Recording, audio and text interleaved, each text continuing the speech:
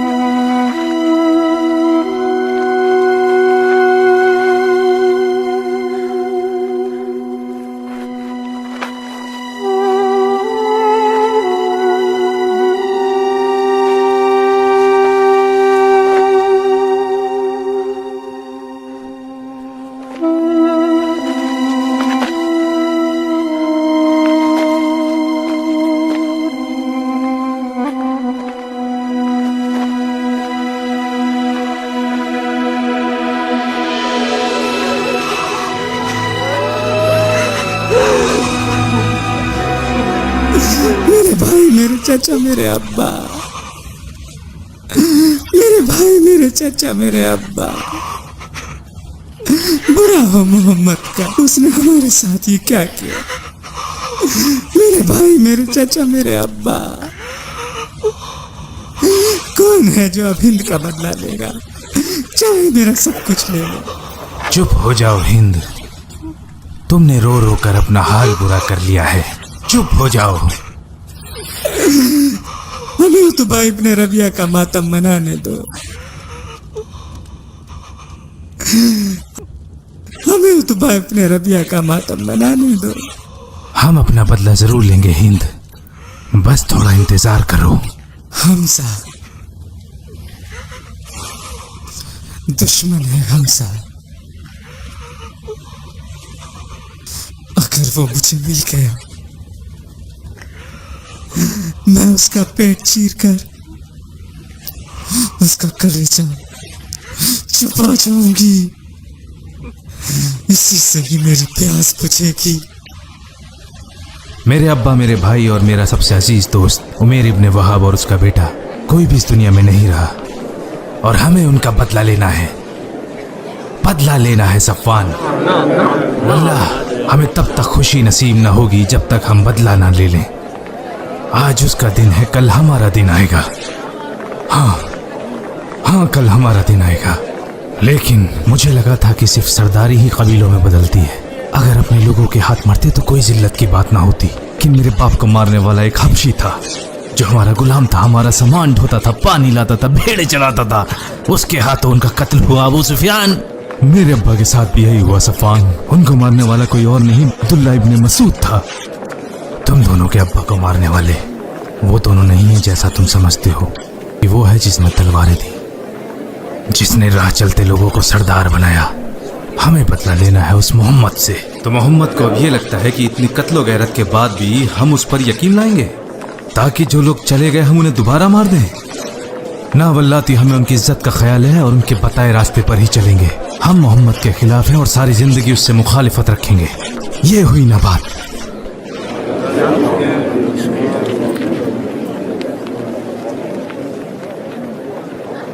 उसका राब्ता अभी हमसे नहीं हुआ या अबा सुलेमान। अगर तुम लोग वहां होते तो हमें ये दिन ना देखना पड़ता। हमने अपने बड़ों को वहां भेजा जो ताकत में कमजोर थे, लेकिन उन्होंने नौजवानों को भेजा जिसमें हमारे बेटे भी मौजूद थे। अब वक्त आ चुका है, मोहम्मद को हमारी ताकत का जल्दी पता चलेगा, बहुत जल्द। क्योंकि हमारे पास है खालिद, इक्रिमा, सफ़वान और अम्र।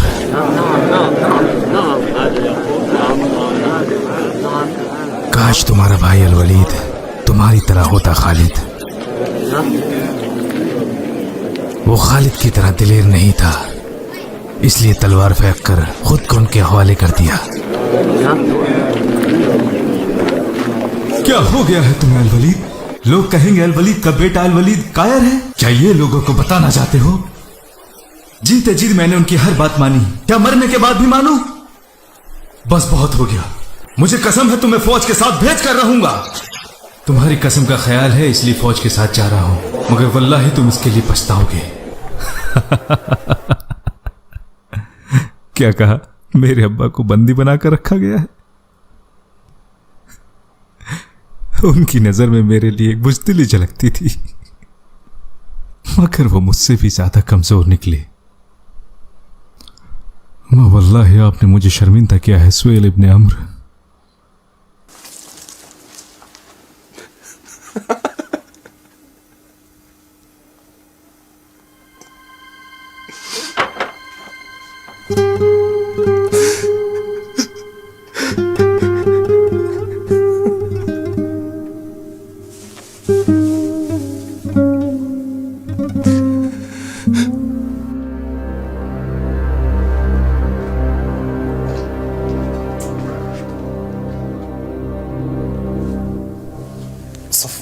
तुम ठीक हो जाओगे, बिल्कुल ठीक हो जाओगे।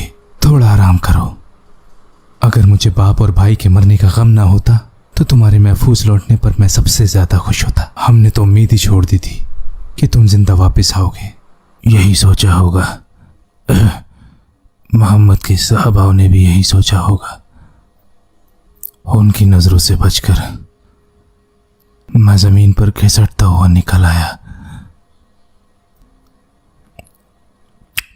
लेकिन बेटा वो ये न कर सका, उसको बंदी बना लिया। खैर है मेरे अब्बा जैसा हाल ना हुआ। उनका कत्ल उस हबशी गुलाम या जो उनके जूते के तस्मे के बराबर भी ना था। लेकिन हम देखेंगे कि हम क्या कर सकते हैं तुम्हारे बेटे के लिए। फिक्र मत करो।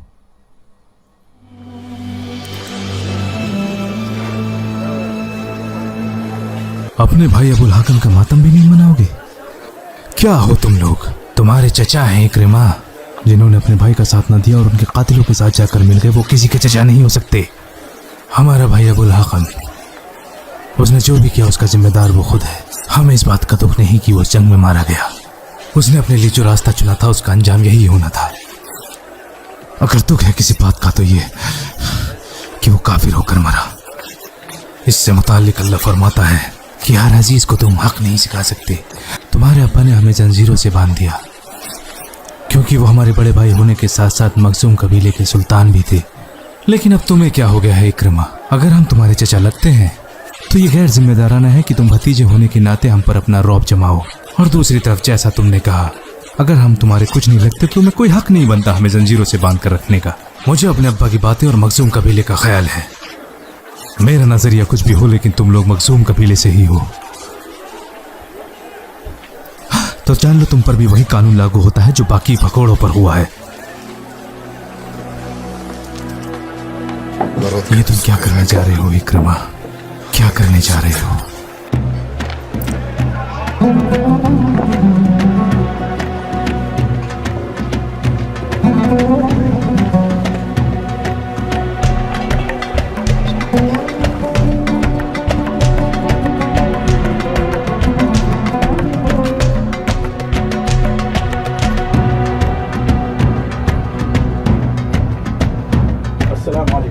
वालेकुम सलाम वरहमतुल्लाहि वबरकातुहू।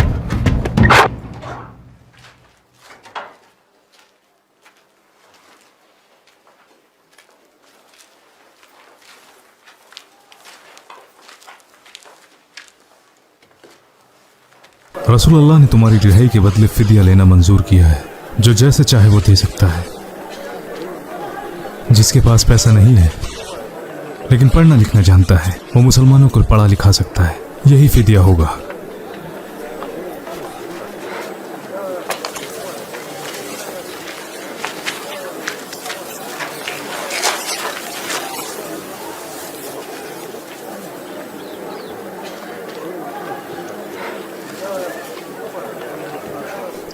अच्छा खाना दे रहे हो, लेकिन खुद अल्लाह के रसूल ने तुम्हारा ख्याल रखने को कहा है।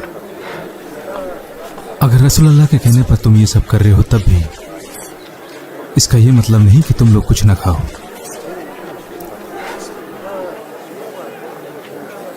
हमें इस बात की खुशी है कि हम अपने नबी के साथ हैं। अगर ऐसा ही है, वो थोड़ी यत्री की खजूरें भी।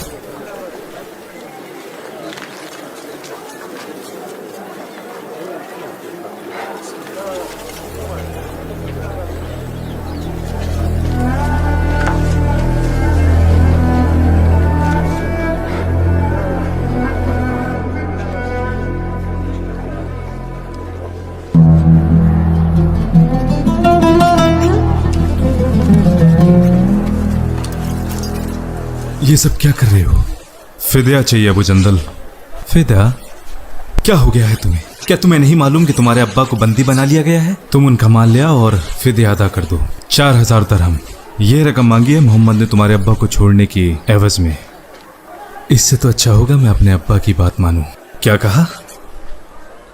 सारा अरब जानता है कि मुझसे ज्यादा वफादार कोई और बेटा पूरे अरब में नहीं है। हालांकि मेरा दीन अलग है, वरना तो मैं भी अपने भाई की तरह ही करता। मुझे रसूल अल्लाह और उनके साहबों के साथ हिजरत करने से रोका और कसम दिलाई, तो उन्हें हाजिर मानते हुए उनकी उस कसम का एतबार करता हूं। हालांकि अब वो नहीं है।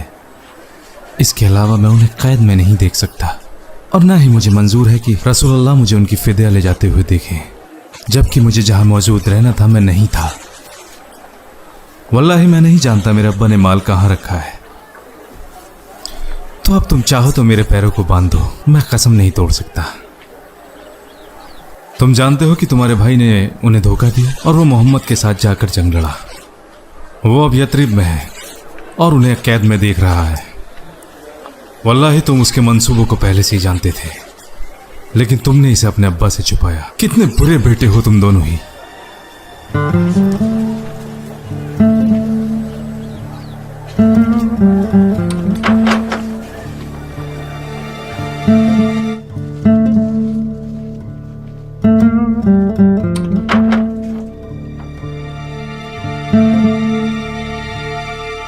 मैंने चोरी नहीं किया है।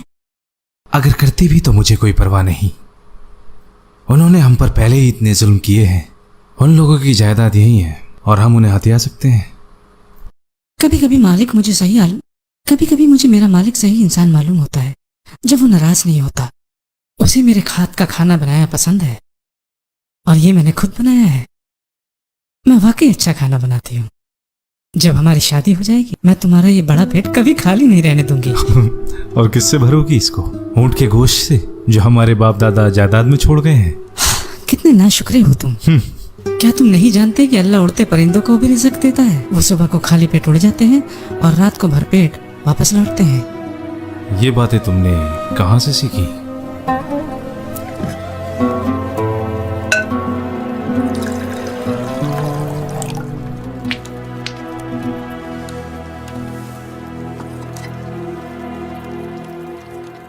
क्यों परेशान हो?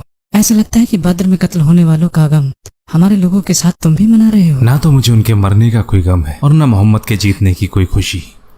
क्या तुमने बिलाल के बारे में हाँ, मुझे पता है उसने अपने मालिक उमैया का कत्ल किया है। क्या बात करते हो?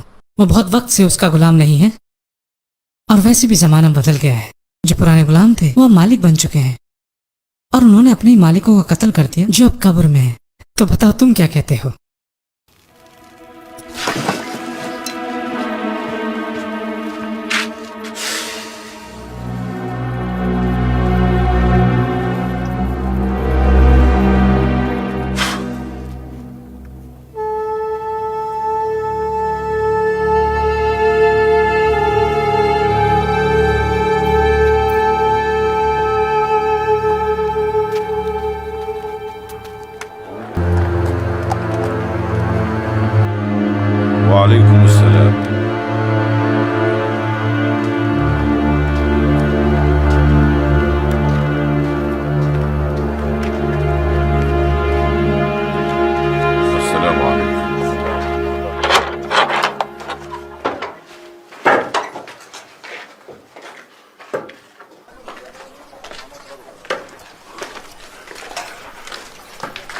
मिक्रिस, मेरे दोस्त, मेरे भाई, लेकिन तुम मक्का क्या करने आए हो? क्या कोई बताएगा कि ये सब क्या हो रहा है? ये तुम्हारा दोस्त मिक्रिस इब्न हफ्स रसूल अल्लाह से मिला था फिदिया के सिलसिले में। तुम जानते हो इसके पास माल और दौलत नहीं है। ये तुम्हारी जगह यहां बंदी बनकर रहेगा जब तक कि तुम मक्का जाकर अपने लिए फिदा लेकर वापस नहीं लौटते। इसकी बात मान ली है रसूल अल्लाह ने। तुमने मेरे लिए सब क्यों किया मेरे भाई? क्योंकि मैं जानता हूं कि अगर मैं तुम्हारी जगह होता तुम भी यही करते। इसलिए अब बिल्कुल देर न करो। मैं ज्यादा दिन यहां बंदी बनकर नहीं रह सकता।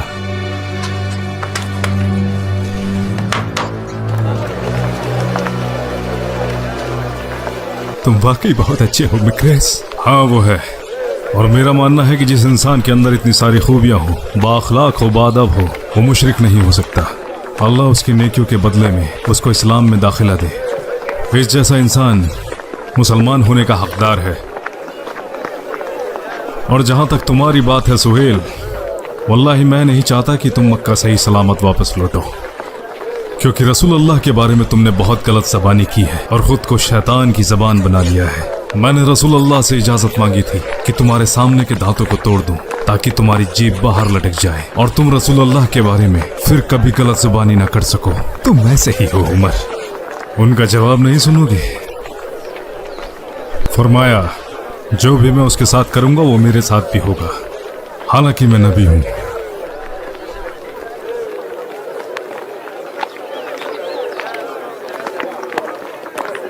वाकई ऐसा कहा? कुछ और भी कहा जिसके बारे में मैं सोचता रहा। शायद तुम इस बात को समझोगे और अमल भी करोगे अगर बेहतर लगे तो। कहा कि उसे ऐसे मुकाम पर देखोगे जहां तुम्हें खुशी मिलेगी।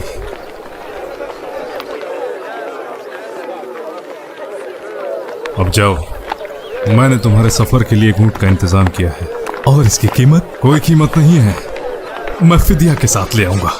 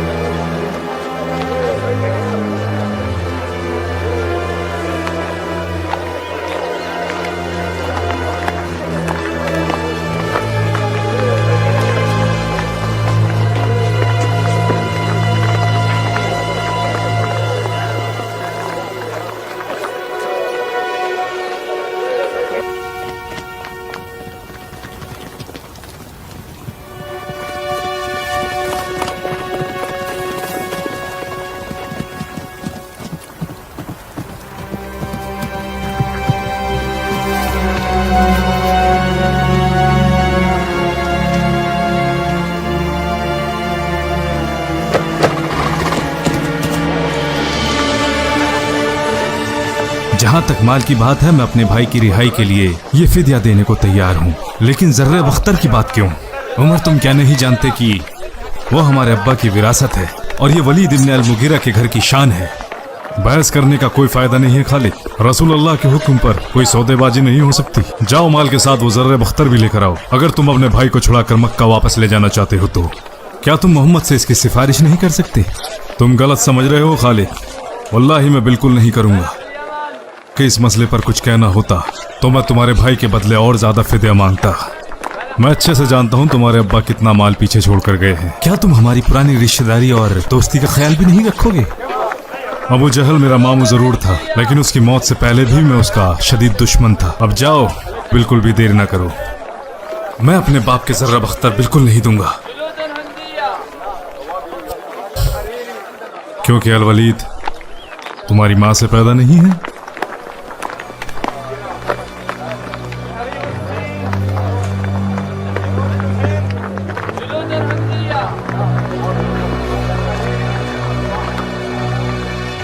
मेरे बाप का ज़र्रे बख्तर, वल्लाही इस बात से बहुत खफा हूँ। हमारे बाप का ज़र्रे बख्तर, वो सिर्फ तुम्हारे अब्बा नहीं थे। वल्लाही मैंने ज़र्रे बख्तर सिर्फ इसीलिए दिया ताकि लोग हमें लेकर बातें ना बनाएं। तो क्या तुम मुझे ऐसे ही छोड़ देते? तुमने तो खुद बंदी बनने का फैसला किया था। सभी लोग जानते हैं कि तुमने जंग में हथियार डाल दिए थे। मेरी मर्जी के खिलाफ तुमने मुझे जंग में भेजा था। मैंने खबरदार किया था। हाँ, कि मैं इसका अफसोस करूंगा, लेकिन मालूम नहीं था कि तुम इतने बड़े बुज़दिल निकलोगे, जबकि तुम अल-वलीद इब्ने मुगीरा के बेटे हो और खालिद इब्ने अल-वलीद का भाई। मैं बुज़दिल नहीं हूं, तो क्यों तुमने किसी से लड़े बगैर हथियार डाल दिए? क्या तुम नहीं जानते कि मैंने कभी भी रसूल अल्लाह की मुखालिफत नहीं की? रसूल अल्लाह? तुमने कहा रसूल अल्लाह? मैंने उनके सहाबाओं को कई बार कहते सुना, वल्लाही वो हक बात करते हैं। और फिर मैंने अपने अब्बा को उनकी सिफत करते सुना, और फिर सबने यही कहा कि वो सारी मखलूकात में सबसे अव्वल हैं। उसके बाद भी वो मोहम्मद की मुखालिफत करते रहे। वो हक के रास्ते पर जा सकते थे, लेकिन उनका तकब्बुर और रुतबे और रसूख के डर से उन्होंने ऐसा नहीं किया। तो फिर बताओ कौन सही है, जो हमेशा सच बोलता है वो, या वो जो हक जानने के बाद भी उसकी मुखालिफत करता हो? मैं इस्लाम को अपनाना चाहता था, लेकिन हिचकिचाहट में पीछे हट गया। मैंने सोचा जो भी अल्फाज अब्बा ने उनके कलाम के बारे में कहे हैं वो उनके शैतान पर हावी हो जाएंगे और अपनी रहनुमाई में वो हमें रसूलुल्लाह की तरफ रुजू करेंगे, और इस तरह अब्बा की मोहब्बत को खोए बगैर मैं नबी की सोहबत भी हासिल कर लेता। लेकिन कैद में रहने के बावजूद मैंने मुसलमानों के अखलाक देखे और मुझे सच का पता चल गया। बेशक वो अल्लाह के रसूल हैं और मैं मुसलमान हूँ। क्या तुम ये बात पहले जाहिर नहीं कर सकते थे? अपने अब्बा का जरिया बख्तर भी उनके हवाले कर दिया। मैं पहले से ये जाहिर नहीं करना चाहता था जब तक कि फिदिया ना दे दूं। मैं कुरैशों को ये मौका नहीं देना चाहता था कि वो कहें कि फिदिया ना देने पड़े। इस वजह से मैं मुसलमान हो गया।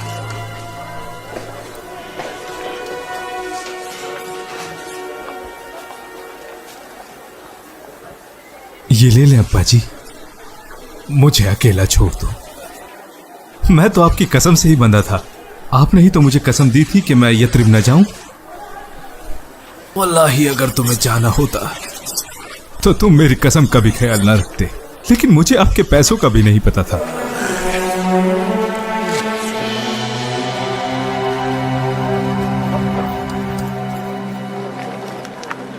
तुम्हारे गम करने से बद्र में गए लोग वापस नहीं आ जाएंगे। उनके चाहने से जिंदगी वीरान हो गई है। वल्लाही अगर मैं तुम्हारे दिए कर्ज तले दबाना होता और अपने बच्चों को खो देने का डर ना होता तो मैं मोहम्मद को कत्ल किए बिना नहीं छोड़ता। हालांकि मेरे पास वहां जाने का एक बहाना भी है। मेरा बेटा उसकी कैद में है। जो भी तुमने कहा क्या वो वाकई करना चाहोगे? हाँ, तो आगे बढ़ो। तुम्हारा कर्ज मेरा कर्ज है, मैं उसे चुका दूंगा। और जहां तक बच्चों की बात है, मैं उनका ख्याल रखूंगा। मैं उन्हें वो हर चीज ला कर दूंगा जो वो चाहते हैं।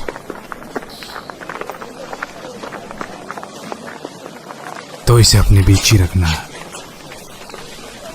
लेकिन मुझे डर है तुम उसे कैसे मारोगे और कैसे फिर वहां से बचकर आओगे। जो दुश्मन की मौत को अपने से ज्यादा तरजीह देता है वही बहादुरी का काम करता है। मगर फिक्र ना करो, मैं चाल तब चलूंगा जब हम अकेले हों। अपनी तलवार को सारी रात जहर में रखूंगा। हल्का सा वार भी काफी होगा।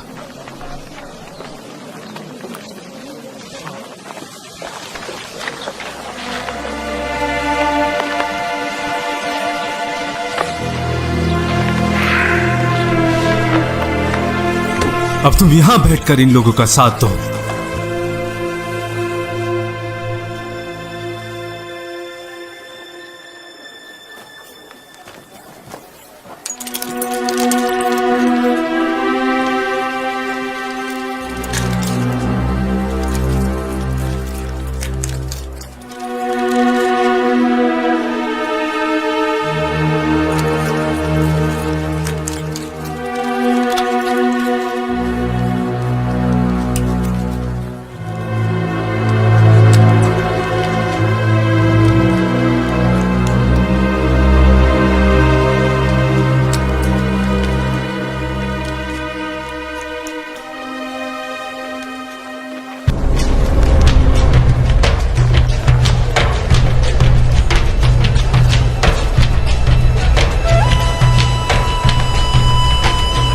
आज बड़े खुश दिखाई दे रहे हो या सफवान?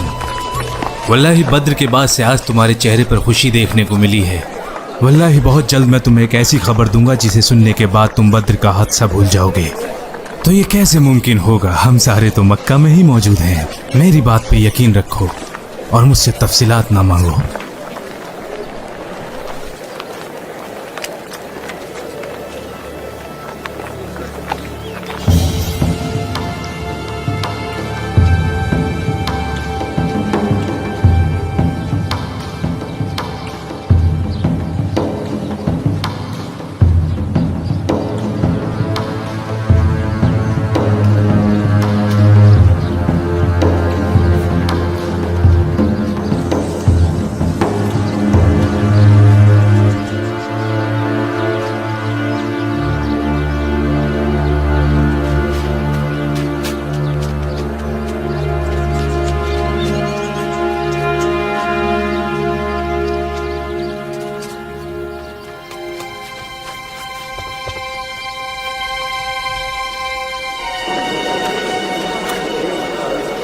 ये तो अल्लाह का दुश्मन है उमैर इब्ने वहाब, जरूर किसी शैतानी नियत से यहाँ आया है। इसी ने बद्र के दिन अपनी कौम को हमारी तादाद से आगाह किया था।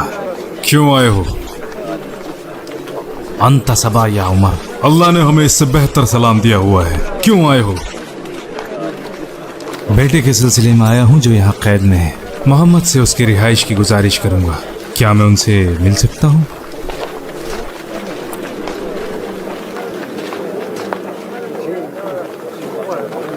फिर ये तलवार क्यों लाए हो? इसके होने से भी क्या, कोई फायदा तो हुआ नहीं। या उमर, रसूल अल्लाह ने इजाजत दे दी है, आने दो। जाओ रसूल अल्लाह के साथ ही बैठना और इस शैतान पर नजर रखना। मुझे इसका एतबार नहीं।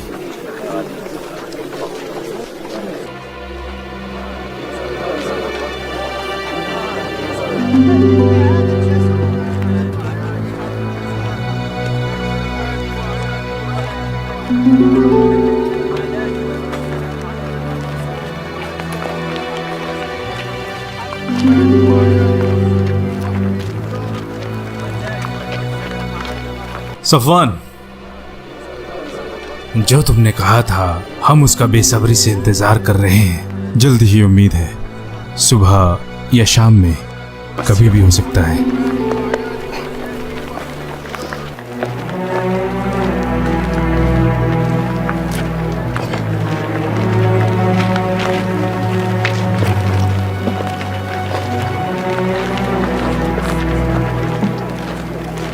ये मैंने क्या किया तुम्हारे साथ सफवान इब्ने उमैया?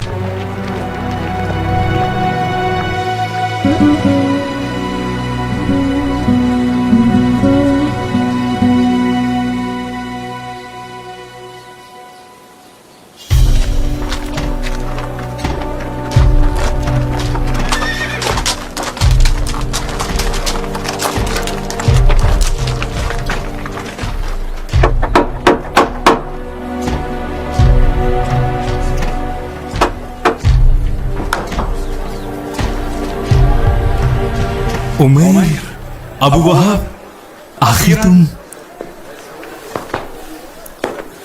तुम्हारी हिफाजत से लौटने पर मुझे सबसे ज्यादा खुशी हो रही है। तुम्हारी कोई खबर ही नहीं मिल पा रही थी। मैं तो फिक्र के मारे मारा ही जा रहा था। हाँ बताओ, सब्र की आजमाइश न लो। मैं भी क्या पूछ रहा हूं। अगर तुम कामयाब होते तो ये खबर तुमसे पहले मेरे कानों तक पहुंच जाती और सभी को मालूम हो जाता। दिल छोटा मत करो। मैं जानता हूं तुमने अपनी पूरी कोशिश की है। वो इंसान अपनी साहबाओं की निगरानी में पूरी तरह महफूज है। इतना ही काफी है कि तुम महफूज हो, वरना तुम्हें खो देने का मुझे सारी जिंदगी मलाल रहता। आओ आओ मेरे साथ। सुनो, जरा बढ़िया खाने पीने का इंतजाम करो अबू वहाब। मुझे भूख नहीं है अबू उमैया। क्या बात है उमैर, मुझे ऐसा लगता है कि जैसे तुम मुझसे कुछ छुपा रही हो। मुस्लिम हूं या अबा उमैया। इससे अच्छा होता कि तुम मर जाते उमैर। मेरे भाई या अबा उमैया, वल्लाही वो इंसान नबी है और उसका दीन हक पर है। जो हम दोनों ने मिलकर मंसूब किया था वो उन्होंने हमें तफसीर से बताया। तुम अच्छे से जानते हो इस मंसूबे में कोई और शामिल नहीं था सिवाय अल्लाह के, जिसने नबी को बताया। मोहम्मद ने तुम पर जादू कर दिया है जैसे दूसरों पर किया। जब तुमने उसका दीन मान ही लिया था तो मेरे पास ये बुरी खबर लेकर क्यों आए? क्योंकि मुझे तुम्हारा ख्याल है। अगर मुझे हक का पता लगे और भलाई मालूम हो तो तुम्हें क्यों ना बताऊं। तुमने हमेशा मेरी माली तौर पर मदद की है और इसी बहाने शायद मैं तुम्हारे कुछ एहसान चुका सकूं। वल्लाही मुझे इससे बेहतर कुछ भी नहीं लगा कि मैं तुम्हें इस्लाम की दावत दूं, अगर तुम मानो। क्या ही बुरी पेशकश की है तुमने। दूर हो जाओ मेरी नजरों से। वल्लाही सारी जिंदगी मैं अब तुमसे बात नहीं करूंगा और फिर तुम्हें मुझसे कुछ हासिल भी नहीं होगा। जान लो, अब हम हमेशा के लिए जुदा हो गए।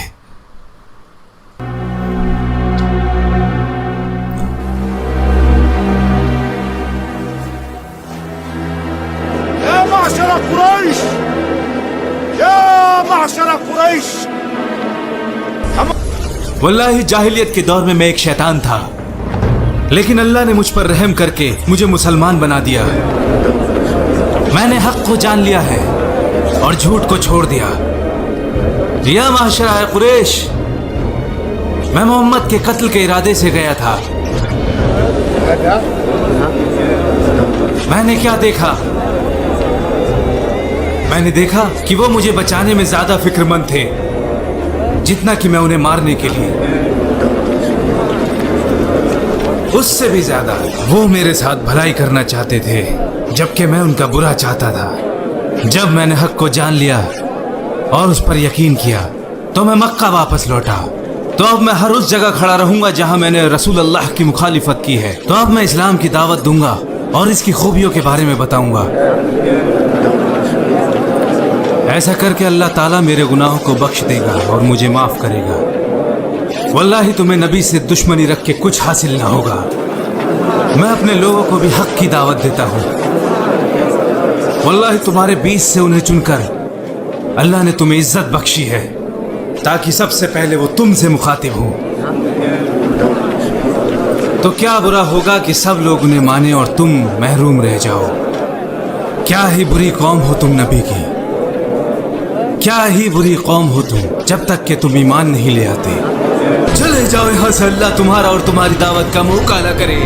चले जाओ अबू वहब, हम तुम्हारी दावत को अभी के अभी यही ठुकराते हैं। तुमसे बेहतर इंसान ने हमें दावत दी, हमने तब भी कबूल नहीं की। अब जाओ यहाँ से, जाओ यहाँ से।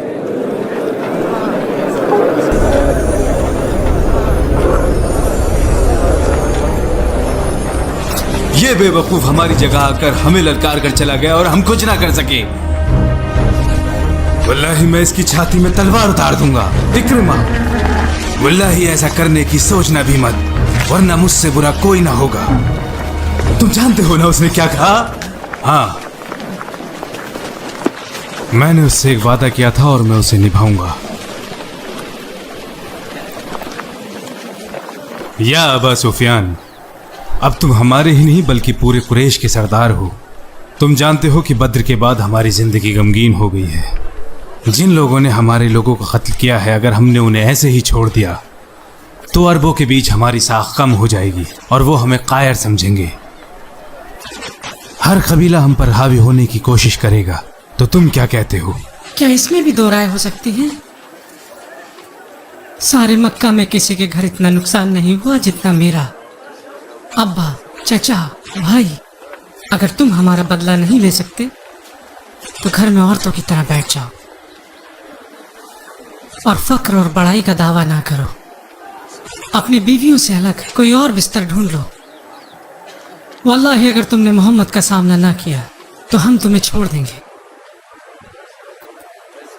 हम बनु तारिक की बेटियां हैं जो मखमल पर कदम रखती हैं।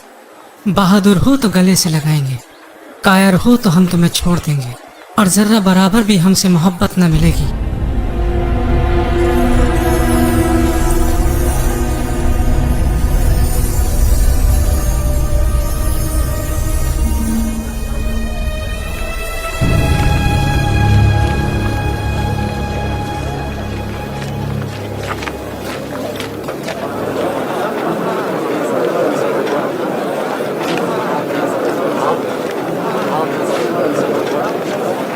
सईदी मुरनी, हमने मोहम्मद और यथरिब के लोगों से जंग का ऐलान किया है ताकि हम बद्र में अपने मारे गए लोगों का बदला ले सके।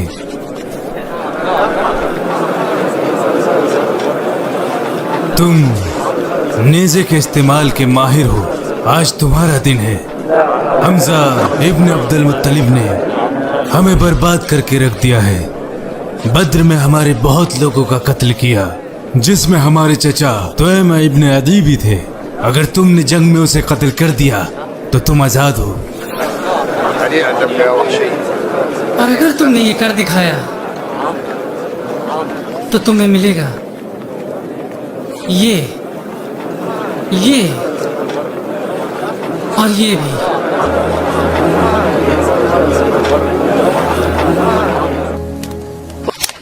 वल्लाही मोहम्मद से लड़के तुम्हें क्या हासिल होगा? मेरा लेना देना मेरे मालिक से है और मैं लड़ने तो नहीं जा रहा।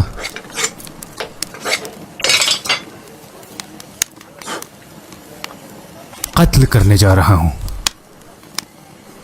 बस एक इंसान और किसी से कोई लेना देना नहीं।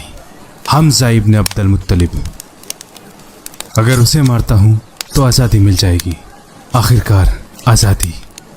मैं जो चाहूं वो करूं, जिससे चाहूं उससे मिलूं, जो पसंद हो उससे निकाह करूं। पागल हो? तुम्हारे और उनके बीच में कुछ भी नहीं है। लेकिन मेरे और हमजा के बीच कुछ तो है। लोगों की नज़र में मैं हमजा के सामने कुछ भी नहीं। वल्लाही मुझे उससे इतनी नफरत नहीं जितनी मैं अपने मालिक से करता हूं। मगर अब वो मेरी आज़ादी का सबब बन गया है।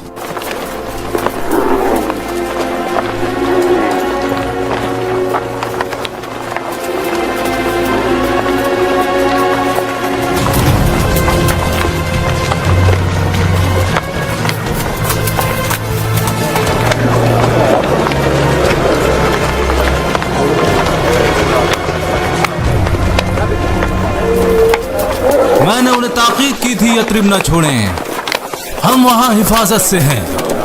अगर वो हमारे शहर में घुसेंगे तो हम उनसे जंग करेंगे। मगर उन्होंने मेरी राय ना मानकर छोटों को तरजीह दी, तो भला क्यों उनकी बात मानकर अपने आप को मौत के मुंह में ढकेल दें। मैं अपने लोगों को साथ लेकर यथरिब लौट रहा हूं। अगर तुम्हारी यही राय थी तो तुम हमारे साथ आए ही क्यों थे? ना वल्लाह, तुम लोगों को डराकर उनके दिल में वसवसा पैदा करना चाहते हो। सुनो मेरे लोगों, अगर हमें पता होता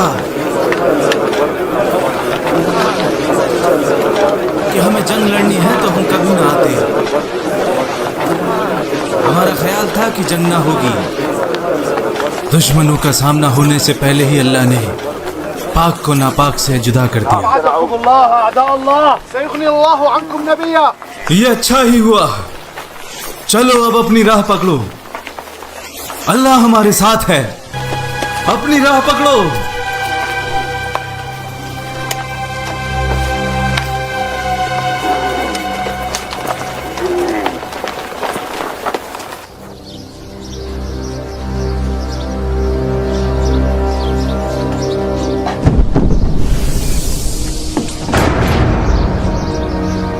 यहूद के लोगों, वल्लाही ये हमारा फर्ज है कि हम मोहम्मद की मदद करें।